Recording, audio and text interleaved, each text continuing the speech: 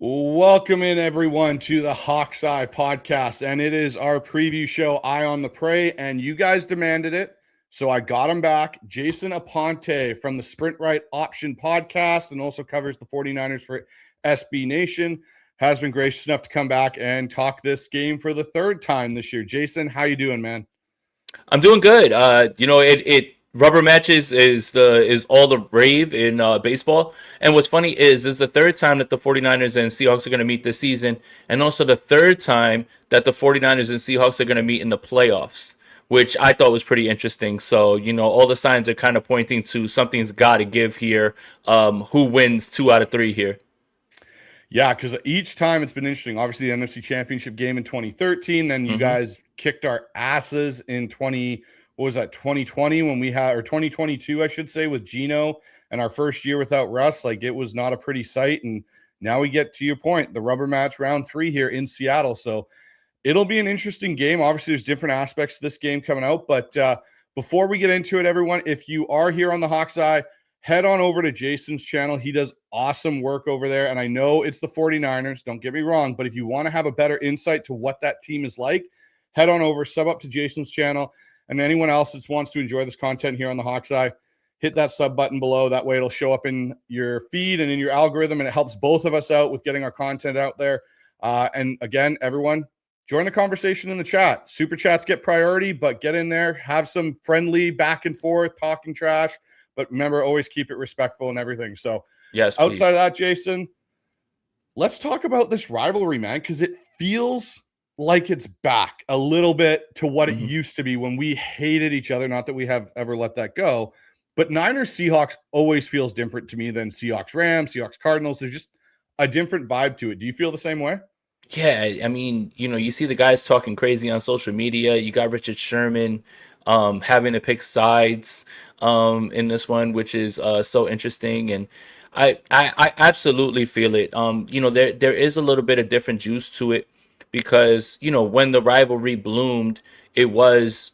I hate the term rivalry when one team is kicking the other team's ass. That's not a rivalry. That's literally just one-sided. So for me, it was just a one-sided beef where we were just angry at you guys and we kept trying and we kept trying and you guys kept winning. Things kind of tipped the other way. Now this feels like a rivalry again, right? The 49ers win in week 1. You guys take the number 1 seed. You guys are being a little disrespectful, leaving cigars in the visitors lounge, and you're talking crazy on social media. That's what you want to see. I like that. So yeah, I think right now this is a rivalry, and that's why it's sort of fitting that it has to take this third match to figure out what's going to happen and how we remember this set of games this season. What's really interesting too about this for me, Jason, is it's basically whoever, because we've all kind of said the team that's probably going to represent the NFC in the Super Bowl is coming out of our division. Right. You essentially have to win the NFC West potentially 2 times to get to the Super Bowl now. If the Rams take care of business down there, against Chicago, you're going to have to win this division all over again just to get an opportunity to get to the Super Bowl. But I think it's very similar like it was in 2013 when Seattle won theirs, where the Super Bowl was the NFC Championship game. I don't look at anybody on that AFC side outside of maybe Houston and Denver's defenses, but their offenses are complete messes right now where I go, yeah, are they really capable of handling a Rams team, a Seahawks team, even a 49ers team? And I know you guys are banged up, but obviously there's the potential that Fred Warner comes back. And so I wanted to ask you about that. Well, no, he's out. So he's out. They declared him out now, right? Yeah, okay. He's out. So he's out. So don't worry about that. It's the electrical substation. Okay, so do you believe in that conspiracy theory that's going on there, Jason? Of course I don't. I have a brain. Why would I think of that? Like I don't understand. Just to really kind of put a bow on this whole electrical substation thing. Did the electrical substation not work in 2023 when the San Francisco 49ers had incredible injury luck and nobody got hurt? All of a sudden, people just got hurt in the Super Bowl. Like, please just stop. Like, let's just use our brains. Let's also I had someone in the comments of my latest video saying you don't believe in the electrical substation, but you believe in COVID. Yes, I contracted COVID. That is a real thing. I didn't contract anything from electrical substations. It's the most nonsensical thing I've ever heard in my entire life. And the idea that anyone is even grasping at this means that there's X's and O's, there's scheme, there's players, there's matchups, there's a divisional game to talk about, and we're talking about EMP things. What on earth are like? What timeline are we in? We're in the darkest timeline right now. Of course, it's not real. When I've seen that and I've seen the collagen thing come out with your trainer and what he asked the guys to eat, I'm sitting there going, really? Like, there's just years you have a bad set of injuries. But yeah, and obviously on the Seahawks side going into this game, Sam Darnold popped up on Seattle's injury report, and a couple of things with this now, just so everyone doesn't have a freak out, because I know a lot of Seahawks fans, when they saw that, started freaking out. The NFL has now taken out the probable designation, which used to be there for eons, and a part of that has to do with the gambling side of things and how the NFL has now gotten involved in the betting world. So questionable is the lowest grade you can give somebody with them basically being able to play. What Sam explained he did, and again, I played the position, let people suck because you use a lot of your core to make throws. However, the fact he shut himself down and they also made him immediately available for media time tells me it's not as serious as some people initially think. Like, everything gets put on the injury report now. DeMarcus Lawrence was out there with an Achilles injury, and you hear Mike McDonald talk about it being like, yeah, it's nothing. Like, we have to put him on there. It's part of the rules.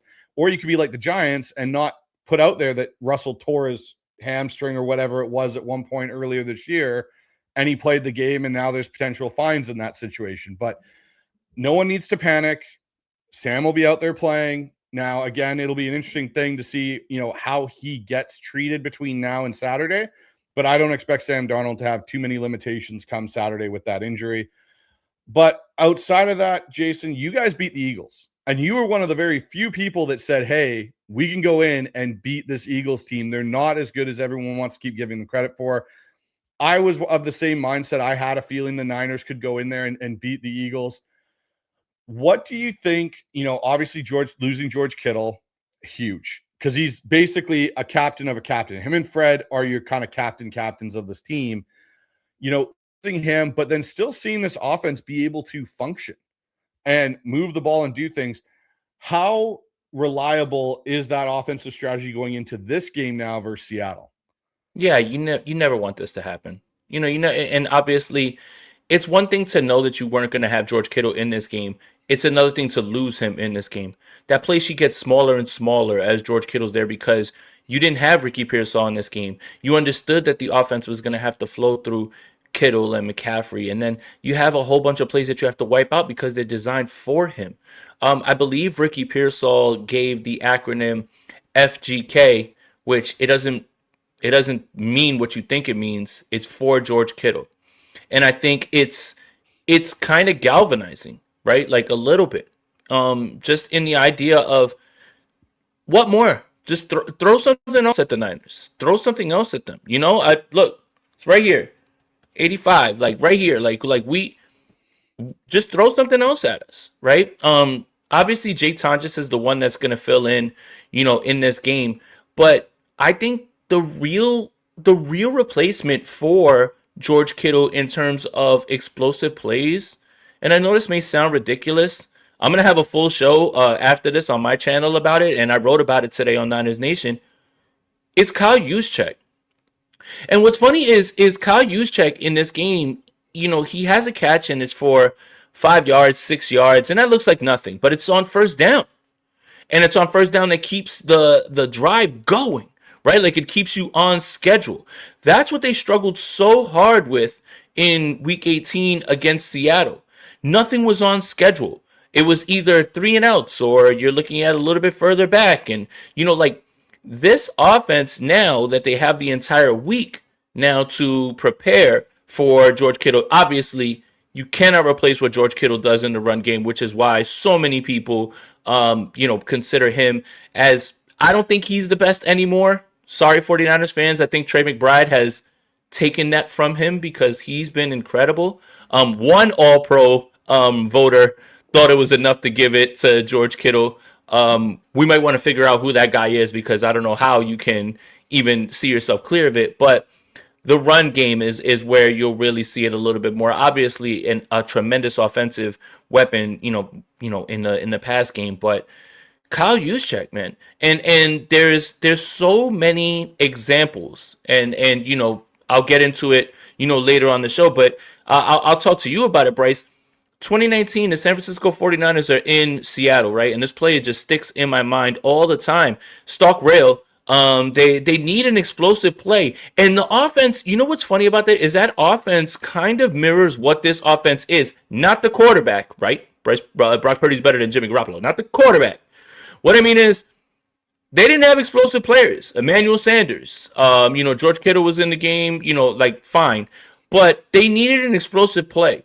And they were lining up Kyle Juszczyk this season way more in line as a tight end, right? And there's ways to sneak him out from the backfield, and he has to stay on the field every single play for run blocking. And there's ways I think that Kyle Shanahan is going to use him to leak him out either in line or maybe through the C gap, and he's just gonna be somebody who is gonna be the other underneath guy. But I think when they need an explosive play or they're down and their backs against the wall, because I do think Seattle's gonna punch first and they're gonna make the 49ers punch back, I think it's gonna be Kyle Juszczyk that is gonna be the one, like whatever his over under is, and this isn't a betting thing, whatever his over under is, and I smashed it against Philadelphia. It was 12.5. He got that on one catch. Whatever the over-under is, take the over in this one. I think Kyle Juszczyk's going to be far more involved in the passing game, just based on the fact that I think the 49ers won't be able to run the ball, similar to Week 18. And I do think that Kyle Shanahan is going to try to find a way to generate explosive plays through him. It sounds crazy. He's a fullback, but I just have a feeling that everything is going to be in the toolbox and everything's going to have to be at the disposal. So with that being said, when we look at this kind of injury report for you guys coming in this game, obviously you already addressed Fred Warner. Now you've got Kittle out, Juszczyk and Tonjes are going to take most of that. Where's Ricky Pearsall in all this? Do you think he plays this Sunday? He's been a limited participant. They put him as questionable. Do you think he finally comes back? Because that will help your passing attack. Because, again, Kyle Juszczyk can only do so much. Tonjes can only do so much. They need somebody else because – for a fact, now that Kittle's out of the game, Nick Eamon-Wari is going to basically be following CMC everywhere he goes. He better play. If he doesn't play in this game, and you're relying again on Demarcus Robinson and Jawan Jennings to try to gain explosives when your defense is so fast, your light box percentage is the lowest in the NFL. And you know why? Because you can stop the run in nickel. You can stop the run from everywhere. Like your defense is so fast. They can get back, they can get down.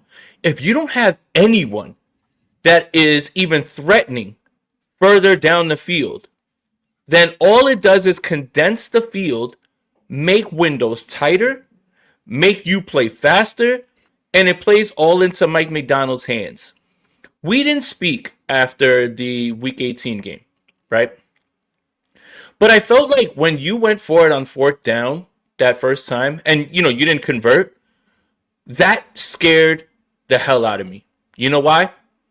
Because one, you guys never go for it on fourth down. But two, Mike Macdonald knew right away, this offense isn't going to be able to move the football down the field on us. I'm good with it. You know what? We don't get it now. We'll get the ball back and we'll score again. What happened? They got the ball back. They scored again. That is scary, right? So that was the first clue. When Mike Macdonald went for it on fourth down, I was like, oh, no, they don't respect this offense and they don't respect their ability to get down the field. I am afraid now. And what happened? 3 and out, punt.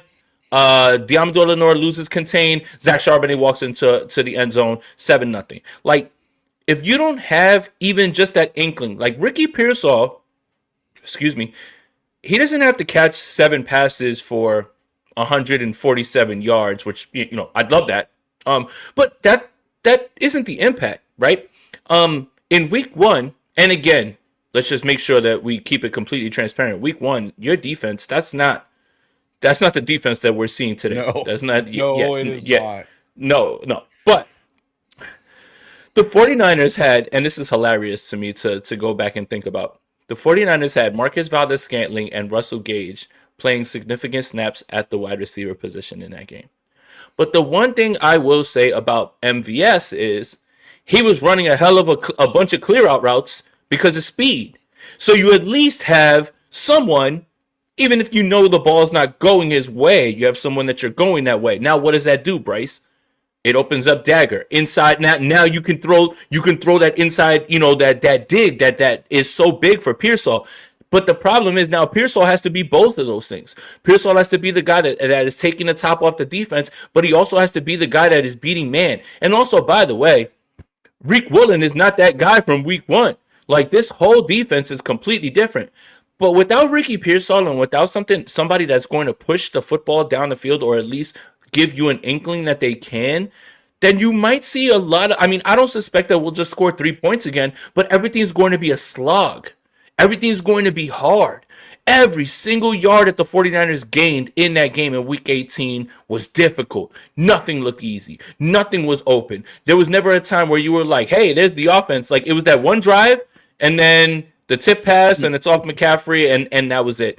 But if you don't have any of that, then it just plays right into Mike McDonald's hands and that Seattle defense. So, Ricky Pearsall, you better play, man. And you better be able to show that you can get down the field, and you better be able to be that man beater, because in tough situations, that's what's going to be the only thing that scares this Seattle defense.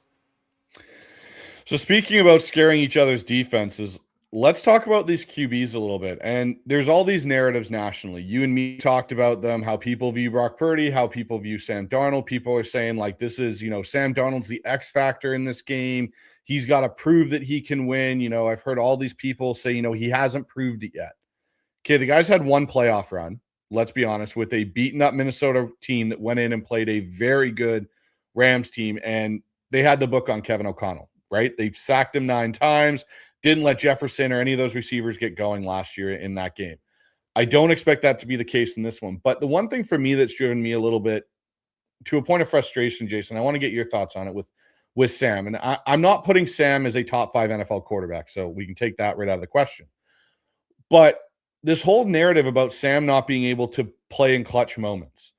And for me, the first one that comes to my mind is the overtime drive where he has to go down the field after the Rams have scored to take the lead and makes 2 massive throws to Cooper Kupp in probably the best throw of his career. Easily. And then the touchdown throw to JSN.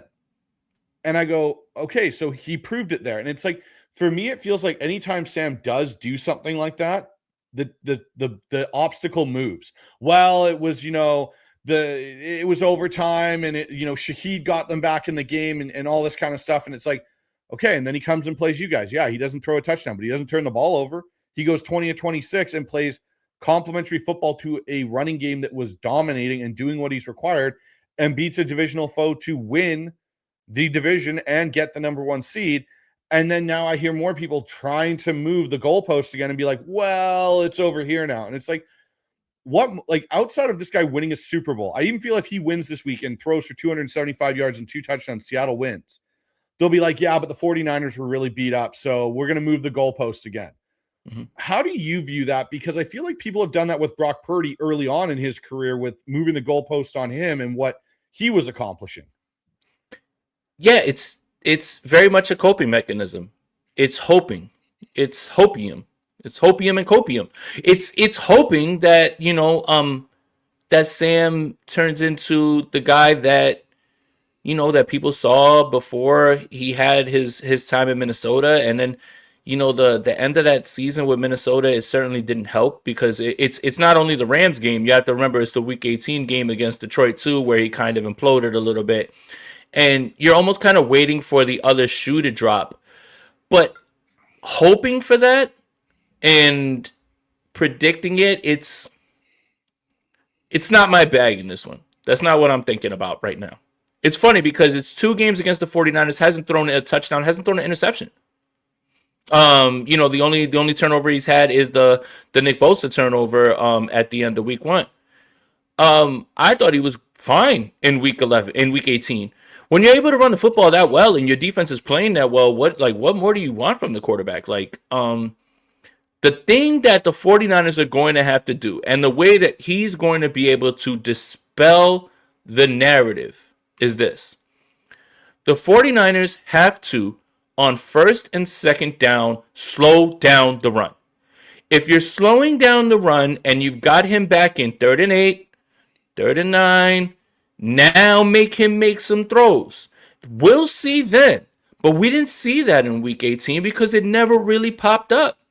For God's sakes, on 3rd and 17, you ran for 19 yards. I mean, what do you want Sam Darnold to do? What do you want Sam Darnold to do, man? So look, for me, I think there is wishing on a star that Sam Darnold just forgets how to play football.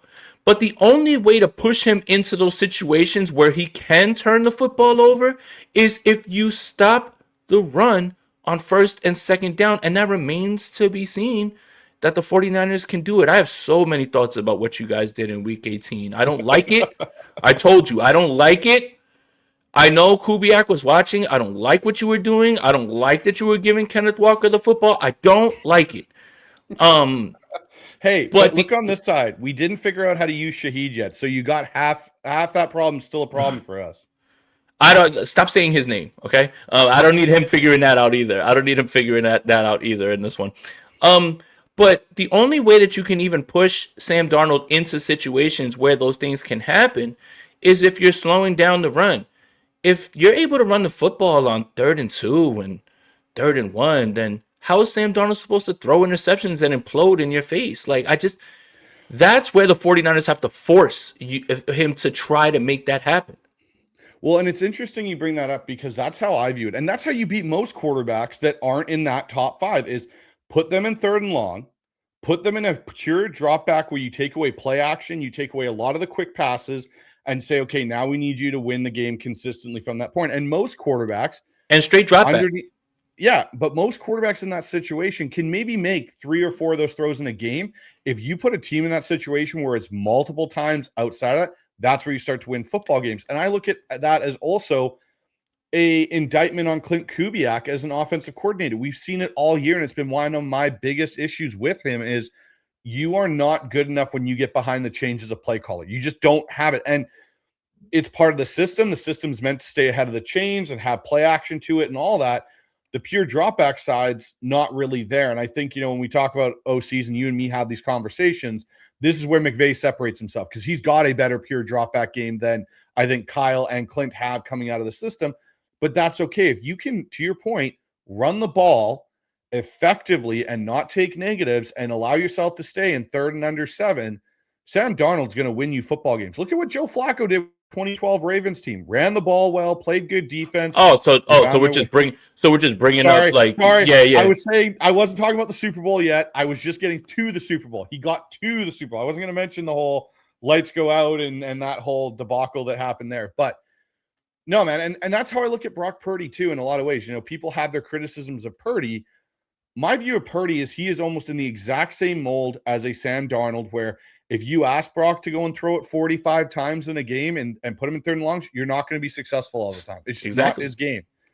But you get him on the move. You allow Brock to extend some plays here and there and use his legs and allow him to play on time and on rhythm. Brock Purdy's going to move the ball on you consistently down the field as long as his run game's effective. So I think it's one of these things where it's going to be interesting for Sam because I think if he wins, people will move the goalposts. If he loses, it'll come out with Sam's saw ghosts. Even if he has a good game or average game, Sam's the reason Seattle didn't win, which I just think personally is a whole crock of shit. But let's talk about this because I'm interested on your side of it as much as I'm interested on mine. So when Seattle walked in week 18, I swear Clint Kubiak was listening to you because it was like, hey, let's use Ken Walker this week. Let's get Ken Walker going. And Ken Walker went up and down the field, and then Zach Charbonnet went off as well at different points in that game, and the run game came to life.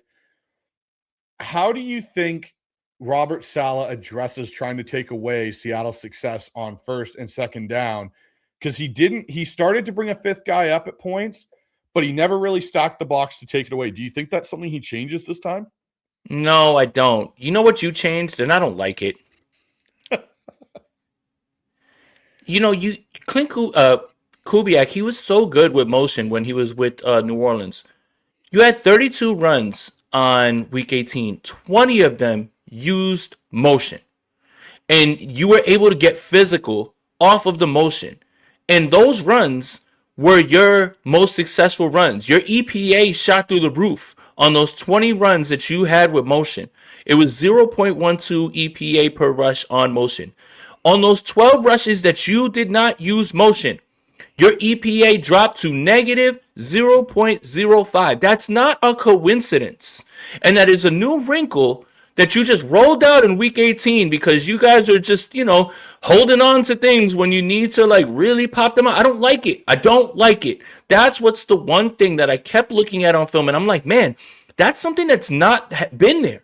You guys haven't been running as much motion off of not only just regularly, because you guys are, I believe, middle of the pack in motion overall, but motion on runs was allowing you to get guys in motion and get physical. I don't like it. I don't like it. So hopefully, Robert Saleh, I know that you're probably game planning. If you're watching, don't let it happen again.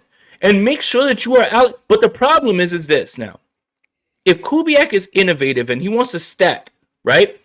You stack all of what you just saw in week 18 and hope that the 49ers start to pick up on that. And now you can use motion off of that and now turn it into play action and now turn it into drop back. Like, I don't like any of that. I didn't like any of it because it was so successful. Now, did the 49ers miss 18 tackles in that game? Sure. Did the 49ers forget how to set the edge? Sure. Don't like any of those things. But the motion off of the runs and how successful it was and how high the EPA was off of those runs, I don't like it. And I didn't like it when I was watching it. And when I watch that, God forbid, that godforsaken all 22, I just kept noticing how you were getting guys in motion, in speed, and moving them, and they were moving guys off the ball. I don't like it. The line of scrimmage and exactly how the 49ers have to they have to get back to at least pushing the line of scrimmage back. You have to not get blown off the ball that way. And you did it in a new way with all that motion. 20 of 32 runs with motion, all of them basically successful. The other 12 minus, that's when you saw sometimes where you saw the 49ers get in there. Kubiak, stop with the motion. Like, listen to me here. Like, stop. The other interesting part about that was actually when I was watching that game and they came out prior with their inactives and active list that Seattle does. And Seattle, obviously Elijah Royal's been out, but they've had another rookie tight end, Nick Callerup, who's kind of been their third guy most of the year. And all of a sudden he was inactive. And the first thing that popped into my head was, I wonder if they're going to use Robbie Oots at fullback in motion and start doing things with him. And all of a sudden, Robbie Oots over the back half of the season, the more they've incorporated him allowing to shift and move like the tight end he was at Alabama, his blocking has picked up in the run game. And when I went back and watched the All-22, seeing him and Saubert and all these guys move around and even using Cooper Kupp and Jake Bobo at points to get in on that motion and those seal blocks was huge, especially on that 3rd and 17 run, which I know broke John Lynch and I think a lot of the Niner Nation on that one when Ken Walker, 3rd and 17, will run a toss play and get a first down. But on the flip side of this, Jason, George Kittle's out for you now. How much does that affect your run game? Because you talked about Kyle Juszczyk being such a important part to the passing game now, but his total of snaps is probably going to go up the more than what it's been. How does having George Kittle, and it's obviously going to be an effect, but how much of an effect does it play into that run game and that scheme that you guys use down there? A huge amount. And he played in that game in week 18. The only thing that changes now is Trent Williams is there, and the 49ers didn't run any outside zone towards his side. And every time you ran against, behind Austin Pleasance, things weren't good. But I've got bad news. I love Trent Williams. You're so good outside zone, inside runs, because you don't have to load the box. If you want to go outside, Ernest Jones and Eamon Warrior on it. You want to go inside, a defensive line is going to stop it. I don't suspect that the 49ers are going to get the running game going in this game. And it's going to be as tough sledding as the same as it was against Philadelphia. This game is going to boil down to just showing the run, just so you don't, get complacent and start to think that it's one-dimensional. But everything's got to be extension of the run game. How? Throws to Christian McCaffrey, throws to Kyle Juszczyk. I don't see the running game changing much, right? Like in this game. Like I really don't see the 49ers flipping a switch, because no matter how much Philly wants to be the Seahawks. And Kyle Posey of Niners Nation, I think he laid it out perfectly, and he called them the Sheen Seahawks. I thought that was perfect. I just don't think that it's as simple as all that, and I just think that yeah, you can run behind Trent. Maybe you'll gain 2 or 3 yards more, but man, this is not going to change because now you know who you're facing. And that defense is so fast, they can get outside, they can play inside. So running the football is really just going to be more about showing it and showing you that, hey, listen, we're not just going away, so we're not going away from it. And, it's just more about showing it, but you're going to have to find ways to get the football and keep your offense on schedule. 2nd and 5, 2nd and 6, right? At least keep yourself close, like where the play calling doesn't get, the play calling doesn't get, stagnant or predictable. So I don't suspect that the running game is going to be a little bit better. I'm happy Trent Williams is back, but George Kittle was there in Week 18, and the 49ers were still failing to run the football, even when they were running to his side. So it's not going to change much, in my opinion. Which is kind of an unfortunate thing because you'd think there'd be some wrinkles. Now, the one thing I will ask you about that, Jason, is do you expect them to use, and someone actually brought up in the chat, do they need to use Brian Robinson Jr. a little more to, like, considering now, Kittle's going to be one of the main focal points of this or not Kittle, sorry, CMC is going to be one of the main focal points with Kittle out. Do you need to spill him more because he's going to be needed to be used as a pass catcher more than maybe he was prior, because you're going to have to make Kittle's numbers in the aggregate, essentially.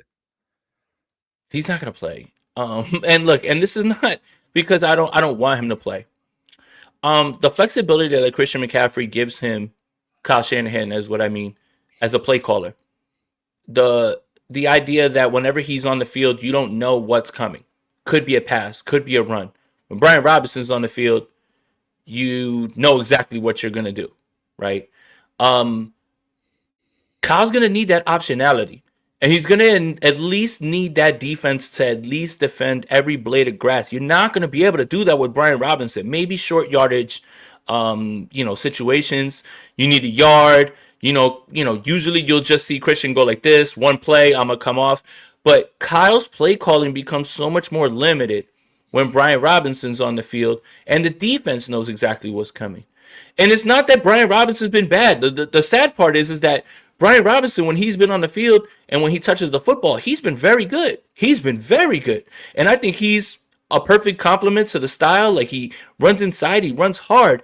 But the problem is that in a game where you are trying to keep a defense and you're playing chess, when you put him on the field, you're essentially giving away what this play is going to be. And that's not good because the defense then can just move up, because otherwise, if McCaffrey's on the field, you can do so much more. You can have him run off of the line of scrimmage at somebody, run the option route. You're not going to be able to do that with Brian Robinson. So Brian Robinson will get some snaps, but it's going to be hard to take Christian McCaffrey off the field, and it's going to be hard to be able to mask what you're doing when Robinson's on the field. So let's talk about this matchup for you, because I know we've talked about it a little bit, but this is really, like, to the point of what you'd mentioned earlier on, like how you felt about it when you saw Mike McDonald go for it on 4th down in Week 18 and go, I'm not worried about this 49er offense He was sustaining drives and going down the field. If Ricky Pearsall is back, do you think Mike views it any different now that Kittle's out, or does he view it similarly to how he did in Week 18? No, I think he does view it differently, and I think he's smart enough to understand that part of it. Look, again, man beaters who can win on their own. Every other single wide receiver aside from Brandon Ayuk, I don't even like saying his name, 49er fans, I'm sorry. They get schemed open. Juwan Jennings, every single dollar that he's ever made in the NFL, he owes Kyle Shanahan a percentage. Demarcus Robinson doesn't go crazy in this NFL game without Kyle Shanahan and Brock Purdy, right? Ricky Pearsall is the one guy independently that when he's lined up and he's right, he can win one-on-one. And if you try to allocate, if you want to get crazy and you want to allocate more resources his way, I don't think you will, because I think your defense is good enough to say, listen, whoever's lined up on Ricky, we'll take our chances. We'll go with it. Like Mike McDonald, while he's going to be worried about that, will take his chances and say, Ricky Pearsall, go beat us. Go beat us. It's on you. Go ahead. See if you can go crazy on us. But it's just more about the effect, right? Like, there's so much more to having an X receiver who becomes somebody who can get themselves open independently, and the effect that it has, that it opens things up for everybody else. If Pearsall was there with Kittle, now you're talking about something that is so much more hard to defend, because Pearsall can run a clear out. Then you've got crossers with Kittle, and if you're not getting pressure up front, then Purdy has time to dissect the field. It's just, you get a little hairy and it gets a little worrisome when you're looking at Pearsall, Tonjes, Demarcus Robinson, Jawan Jennings, Kendrick Bourne. Please learn how to line up. One day it'll finally help. And that's when things will get a little hairy, because Seattle's so fast and they can play downhill and they can play closer to the line. I still believe that while McDonald will be worried about Pearsall, he's still going to put the emphasis on, go ahead and go beat us then. And if Pearsall has the game of his life, so be it. You'll take your chances. So, but Pearsall being there at least just puts it in your mind that somebody is going to be, able to get down the field, and you have to watch out for him. Because if you remember the week 1 game, and again, that's not the defense that's going to be walking through that door on Saturday, that 45-yard catch by Ricky Pearsall is essentially what got the 49ers into their range, to be able to throw that Hail Mary, well, not Hail Mary, but like that miracle pass to Jake Tonjes at the end of that game. But they don't get there without Ricky Pearsall being able to get down the field. So, yeah, I mean, it definitely has to make, you just have to have somebody who can at least threaten. That's it. That's what you're really looking for. So it was really interesting this week with Mike McDonald, because I can't remember who exactly in Seattle's media asked him about basically the personnel group with Seattle. I want to kind of get your thoughts on it, because I know you're an X's and O guy just like I am. But Mike McDonald basically said Seattle actually plays a 4-3 principal defense. I saw that. Nicky Manwari is essentially our Sam linebacker. And he's just an athletic Sam. Right. And I went, that's really interesting. And our dime is essentially a 4-3 nickel. And I went, okay, so the way I got to ask you this, Jason, is now knowing that about how Mike views this defense and the way that they're principally set up, what defensive look that Seattle, you've seen them give the 49ers on film, gives you the most uncomfortable feeling when you see it line up on the field on Saturday and you go, okay, crap, see, Mike's got something in his bag? Like, your base is fine, but you guys are running nickel on 1st and 2nd down. And now you're like, all right. And the thing is, too, down and distance. If it's 2nd and 10 and you're in nickel, like, the thing about your defense is this. Even in nickel, let's say the 49ers want to get froggy and they want to run the football 2nd and 9, 2nd and 10. You still can defend the run and stuff it. And that's the problem, is that there's not weaknesses here. And when you're watching them, it doesn't matter what look you're giving. Again, your light box percentage is the highest in the league, because you have guys that can fly down and you have the guys up front that can make the plays. It's the down and distance that scares me. 2nd and 10, 3rd and 7. Now you're in nickel. You're not only are the 49ers predictable, but even if the 49ers are, let's just say, in let's say 3rd and 5, right? Let's say 3rd and 5, but they're in 4-down territory. And usually on 3rd and 5, if you see a run, that means either the 49ers are giving up the drive, or they're just trying to get themselves a little bit closer for a 4th down shot. When you're in nickel, you can do whatever you want, right? Like, you generally, when teams are in nickel, they're giving up essentially a linebacker out of base, which you probably should be able to attack in the run game. You don't have that disadvantage, like, at all. Like, essentially, you just have guys that can fill run gaps and are run defenders. There's not a look that you guys have that there's a weakness in. But the problem is that the 49ers have to be able to put themselves in down and distances where they can attack you guys and keep you on your toes where you're not in control. This game has to go the 49ers way in terms of pace and in terms of punching a little bit. Like, they have to punch back a little bit and make you guys think, okay, we're changing a little bit up. When everything's going your way, that's when things snowball, and that's kind of what you saw in week 18. And I don't think that's what's going to happen again, but that is one of the outcomes because of how good you guys are on defense. Who on Seattle's defense, outside of Nick Gieman-Wari, who we know is just a weapon, and you hate every team in the NFL to this day for letting him get to Mike McDonald? Nice job, guys. Way to scout. Fastest guy at the combine who can fly around and hit. I don't want him on my team. Why would we draft him? Oh, Jason, when you said if that guy ends up in Seattle, I'm gonna lose my mind. I was in the stands, and I was just like, I swear to Superman, like, just please no, like, please no. Yeah, he's incredible, man, and he's just getting better. And the thing is he's making Mike McDonald better. That's what's pissing me off. It's like Mike McDonald already like knew like what he was doing, when it came to like disguising things. Now they can disguise whatever the hell they want and do whatever the hell they want because of where he can play. He can literally play linebacker, safety. Like, I just whatever, man. I'm sorry. So outside of him, Jason, who on Seattle's defense do you go, okay, we've got to find a way to limit his impact on the game? Ernest Jones, I mean, especially on outside runs, like, you've got to be able to get Juszczyk out there to get him blocked up. This has to be a game where Juszczyk and Luke Farrell, our prized offseason signing, guys brought here to block, but can't block, can't catch, fine, whatever.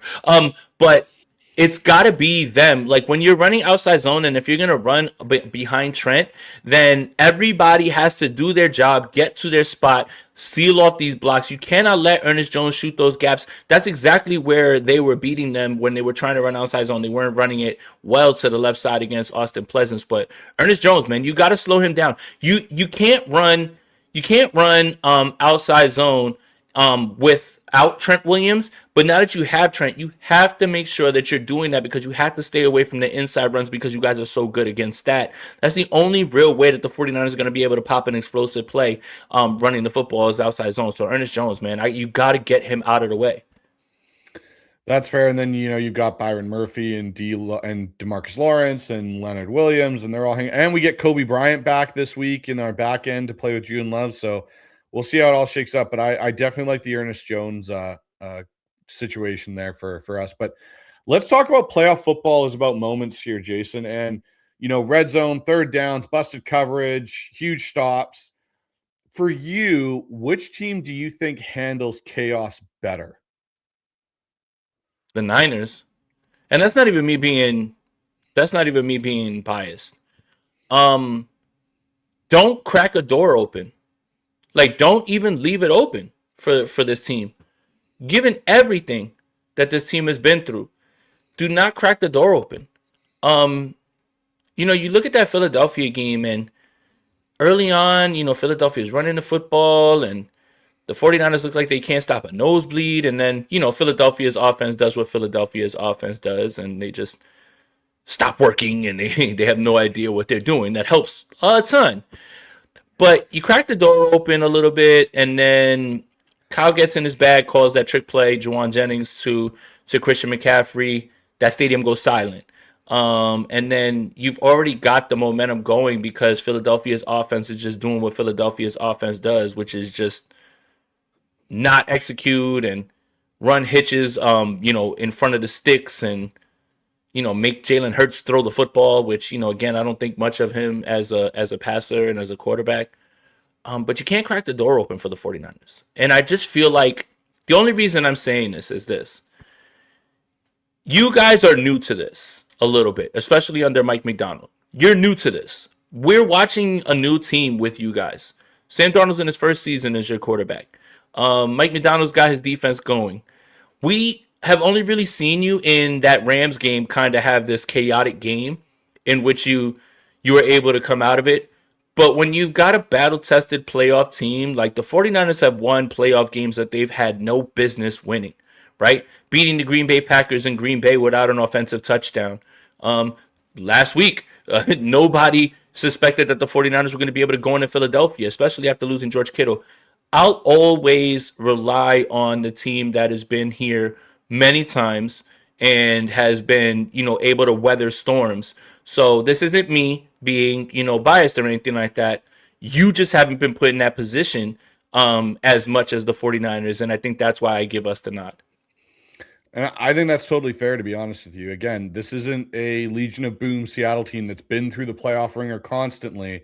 We're talking about a team that a lot of these guys, this will be one of their second playoff games, first playoff games in some aspects, even for some of our veterans that have been on really bad franchises, haven't been to the playoffs. So this is a new thing with a new head coach, and it's going to be interesting. So that's where I get to the second question on this topic here, Jason, is it's a big third down late in the game. The game's close because we both figure it might be closer than it was in week 18. Yep. Who do you trust more to push the right button at the right time in that situation, Kyle or Mike McDonald? And you can take into factor the health and everything. Who do you trust more in that situation? Man, I don't want to be biased again, but that play call for the 49ers that scored the game-winning touchdown, in which you have Christian McCaffrey cross the formation into a Texas route to be the last in the progression. And it was out of another look. They tried to they showed it out of the same look, but they ran it a different way. Right now, college is dialed in.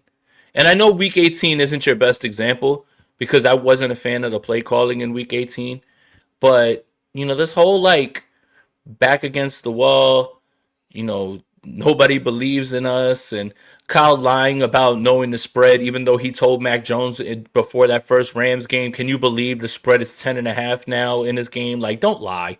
You see all of that. You see all of that. But like that play call right there on third and goal, gotta have it. That's a football sicko's dream right there.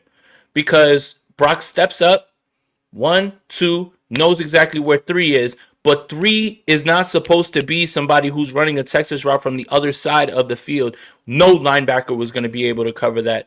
I'm going to trust Kyle because he was in his bag, and I thought he game planned beautifully for Philadelphia. And then especially without George Kittle, I thought he adjusted very well.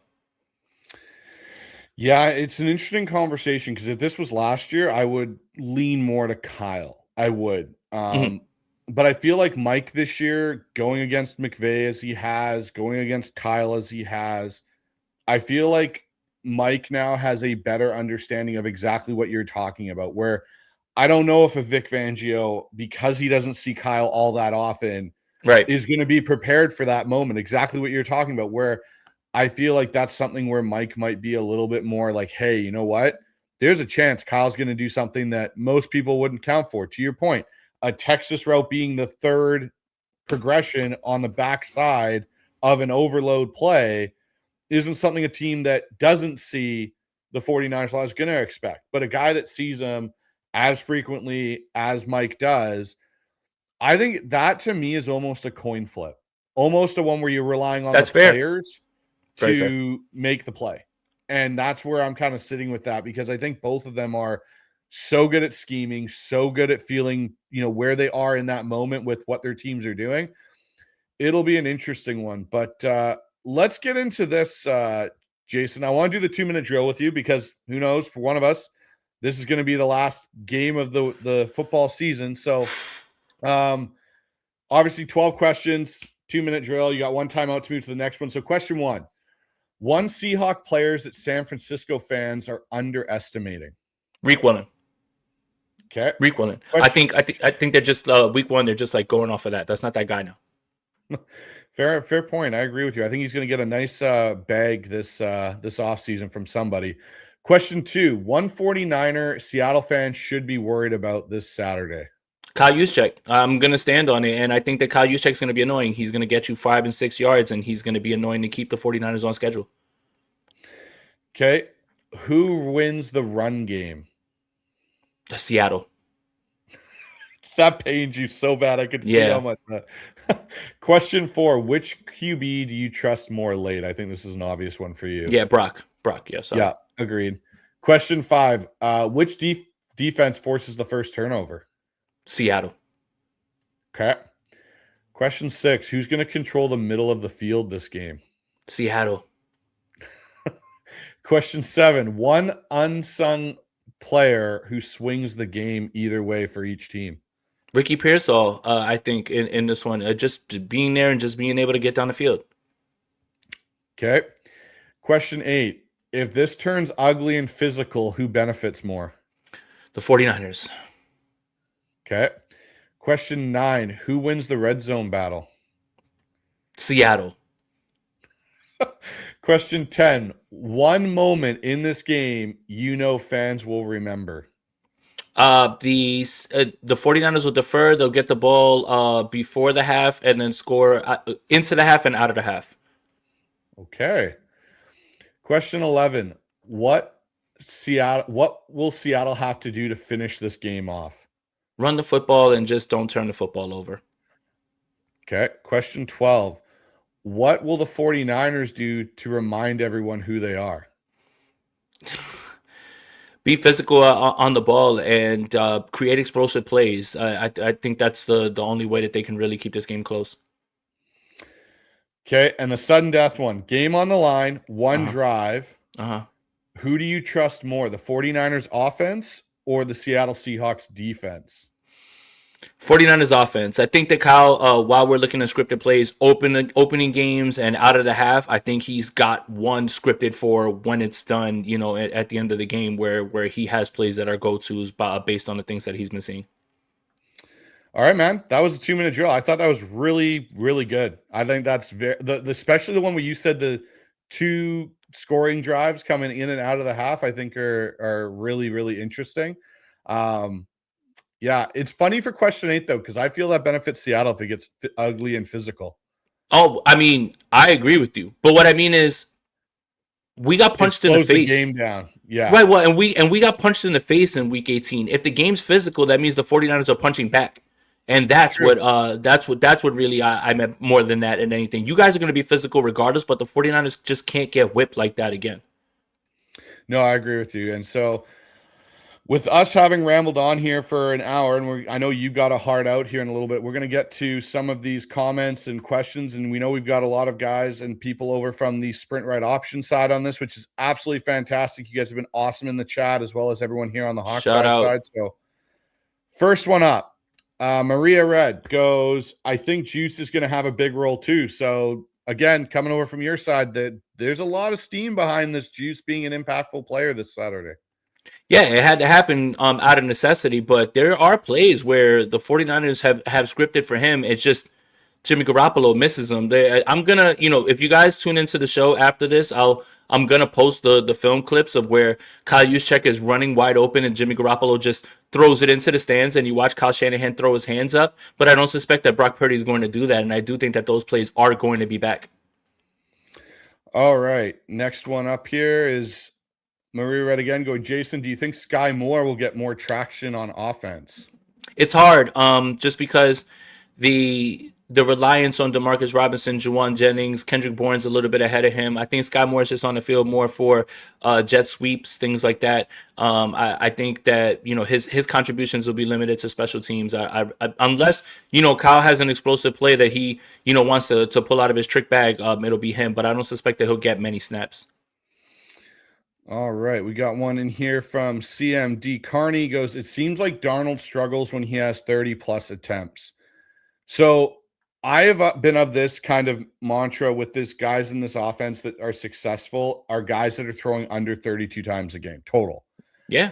When we played the Rams and lost, Sam by the third quarter was up to like 37 attempts. And I went, okay, the recipe's out the window right now for success, because you're putting too much of a pass volume. Because I'm of the belief of this, Jason, when you get over that 28 to 32 range of attempts, you're getting into more pure drop back passing than you are play action passing, because you're not play action passing, 60% of your offensive pass attempts in a game. Are you of that same kind of feeling with that kind of number?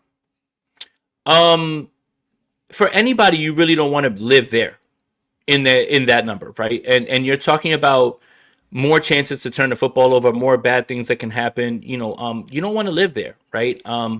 And when you're running the football, like Sam Darnold going 20 for 26 and not throwing any touchdowns, that's a perfect recipe to win the football game.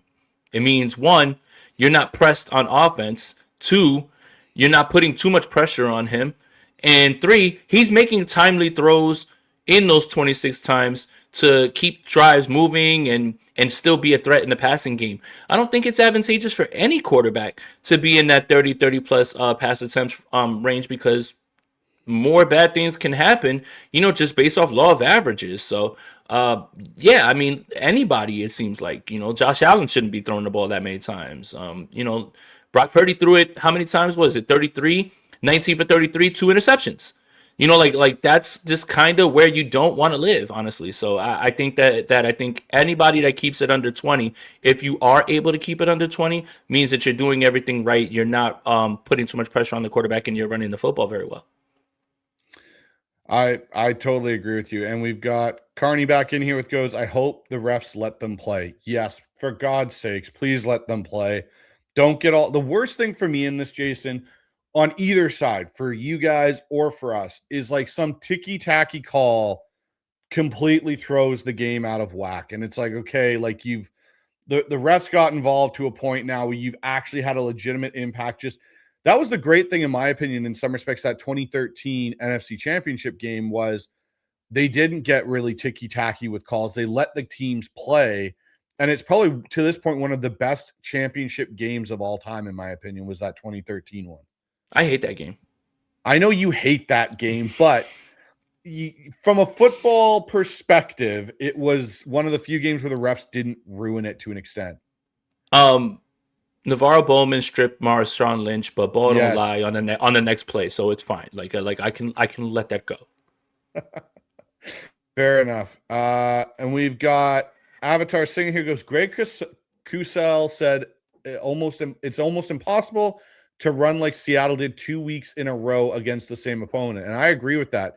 Kubiak's gonna have to prove he can come up with a different way to run the ball.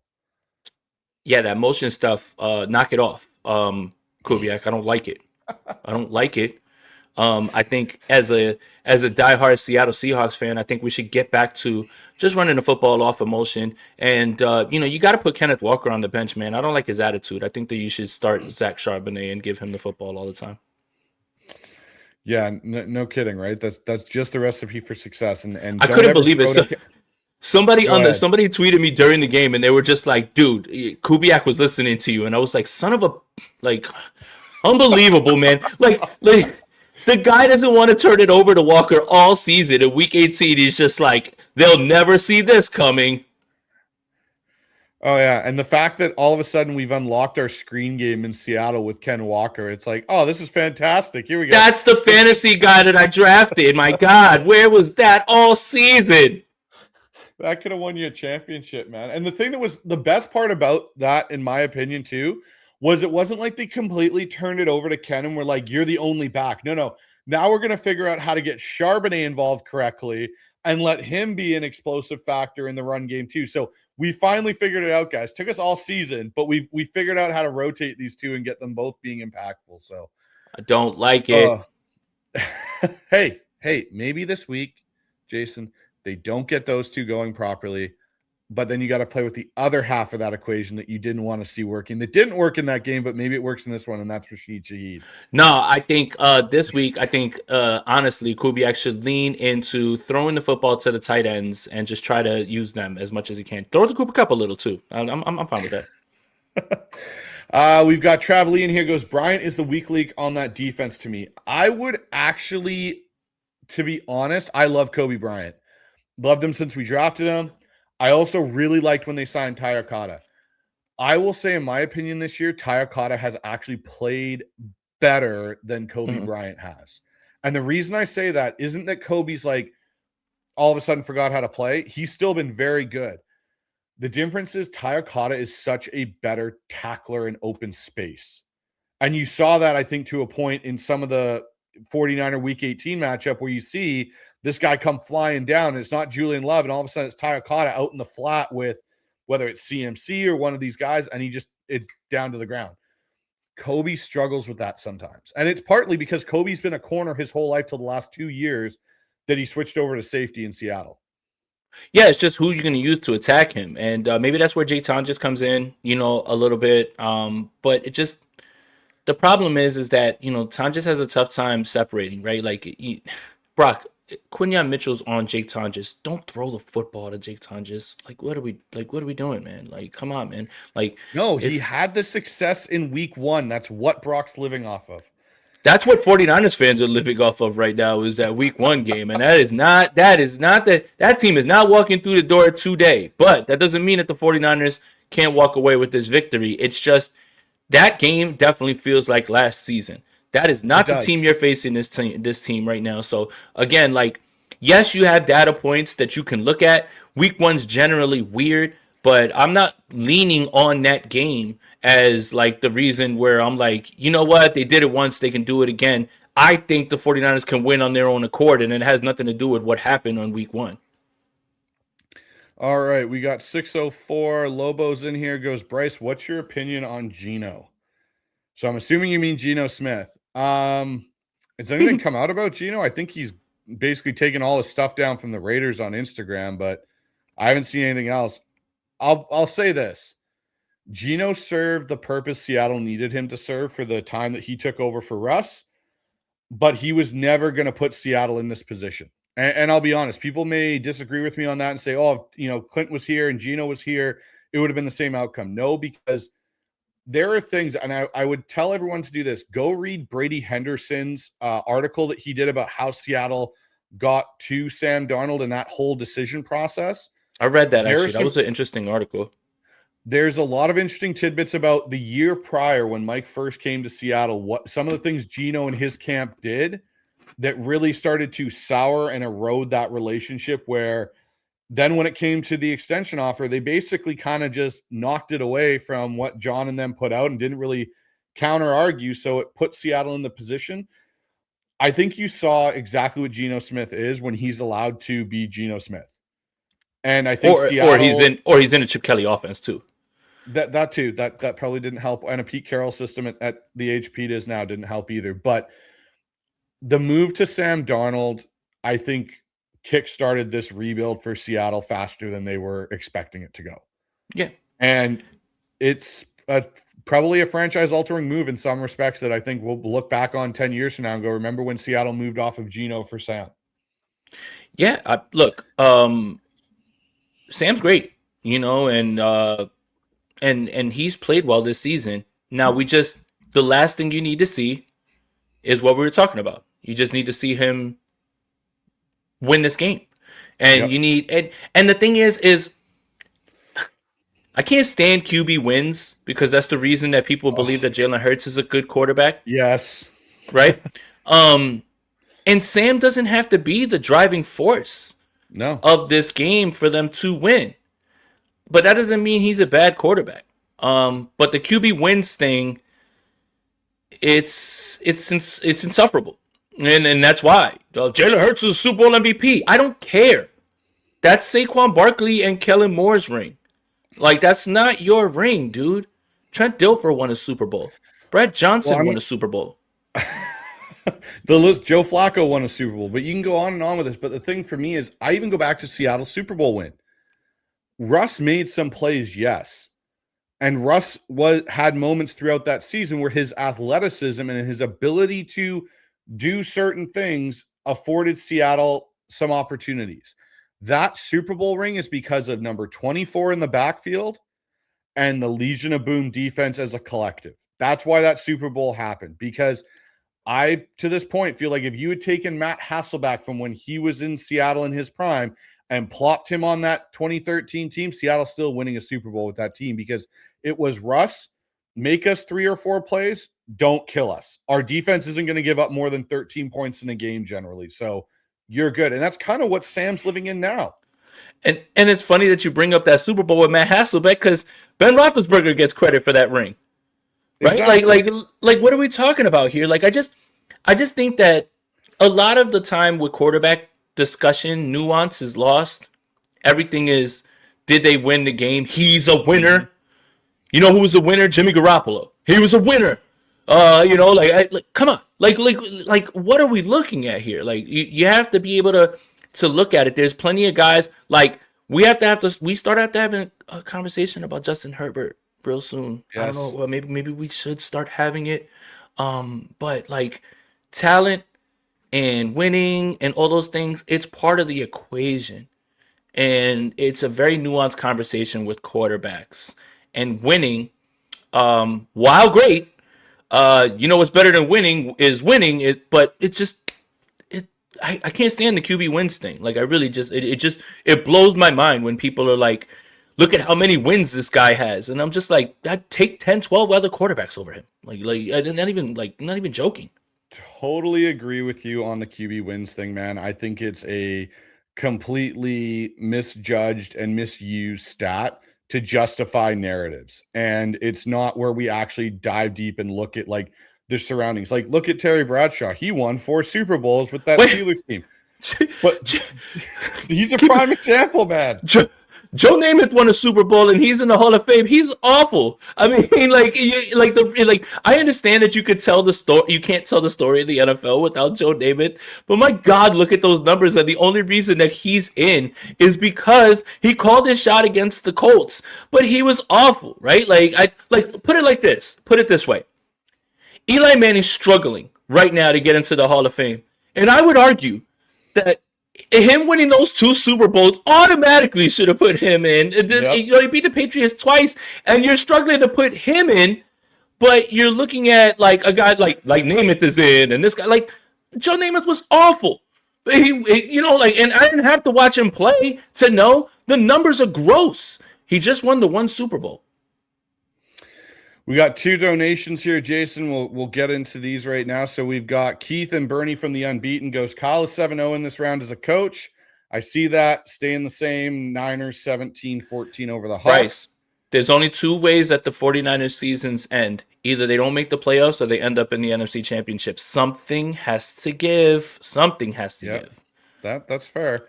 And we got a $2 donation from your side over there on Split Right. Jalen here goes, Sam's had 1 good drive, not a good big game ever. And I'll say my counterpoint to that, Jalen, and I agree with you, he hasn't had the opportunity, given where he's played prior, to have big games outside of last year with Minnesota and the couple this year in Seattle. It's not like we're sitting about a guy that's talking about someone that's had like 30 or 40 opportunities for big games. We're talking about a guy that's had like 3 or 4 at this point. And you're right. He hasn't had a good big game ever, but what does that look like? What is a good big game ever? Because as Jason, you and me pointed out on this, is he played in week 18 a good game that included 0 touchdowns, and he didn't throw for 300 yards, and it was a big game. They had to win to get the NFC West, and he won. Yeah. So where does that conversation start? Yep, QB wins. It's an exact point there. So, but appreciate you guys for the donations. That's great. And everyone else that's been in the chat. But Jason, I know you got to get out of here. I got to get out of here too. So let's do the final whistle. Jason, what is your prediction this weekend? Listen, you know where I'm going.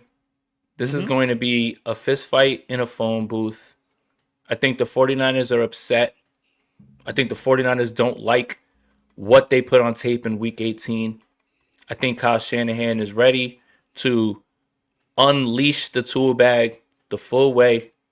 San Francisco 49ers win this one 21-17 in an absolute dogfight. Points will be at a premium in this one. The 49ers defense has actually played better. Shout out to Eric Kendricks. Shout out to Garrett Wallow, who, I'll be honest, I had no idea who he was, and I eat, sleep, breathe, and cover this team. I had no idea who he was. He was poached off of Denver's practice squad. You get a boost back with D. Winters. It does sound like Jair Brown's not going to be there, but Marcus Siegel stepped in and was incredible in this game. Clean up the missed tackles. You can't have 18 missed tackles. Play fast, play free. You're playing with house money. Give me the San Francisco 49ers in this one. So I'm obviously going to go the opposite way, and I think you knew that was coming. So I will say this. I think the Niners lead at halftime. because I think the opposite, Jason, of what you mentioned earlier. I think Seattle's going to come out with a more conservative approach due to the fact you guys are as injured, and kind of see, like, let's kind of let the 49ers throw all their haymakers and try and get up on us. And we'll sit in the corner of this ring and take the body blows and these things. And then let's see if they have the durability to last in the second half, where Seattle has been a very good second half team this year. They're one of the only teams in the NFL that have multiple 30-plus halves in the second. I think this game ends up being, I'm going to go 31-24 Seattle. I think that's how it ends. But I don't think many points. I think Kyle's going to be in his bag. I think it's going to test Seattle. And I think Sam Darnold's going to have moments where he's going to prove some of the narrative wrong. But I think the biggest thing is going to be Seattle's run game. And I'll say this.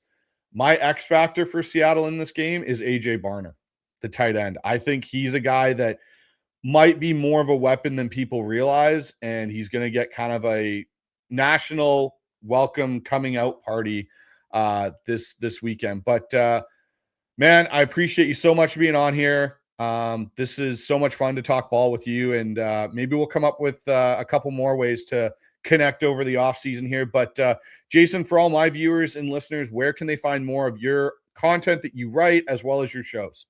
Yeah, NinersNation.com is where I write. The show that I'll be doing on my channel is going to be about why Kyle Juszczyk and Ricky Pearsall are going to be the biggest factors in this game. And I've got film clips and reasons why. And we'll talk all the recent 49ers injury reports and all that. But NinersNation.com, you can follow me on Twitter at Jason Aponte 2103. And my YouTube channel is just Jason Aponte. You can just search that up. It'll probably pop up Jason Aponte 49ers. But good to see you, Bryson. We'll talk tomorrow on Sprint Right Option. We'll have some more fun. It'll be me, you, and Andrew. We always like having you on as well, too. Yeah, it'll be a lot of fun to be on there tomorrow. And for everyone here, again, if you guys haven't, please head over to Jason's channel, sub up over there. And if you enjoyed the content on the Seahawks side here, come sub up to the Hawks Eye as well and support both of our shows and help us get out more in that YouTube algorithm, which is always a moving obstacle when we talk about moving goalposts. But if you guys enjoyed listening to this, head on over to Brandon Kane and the Hawks Nest, because the Seahawks Syndicate is about to start in 15 minutes with myself, Dan Viens, and Mookie Alexander and Brandon. It'll be streamed here as well, but we'll see you guys all in 15 minutes. And as always, stay loud, be proud, go Hawks. See you guys later.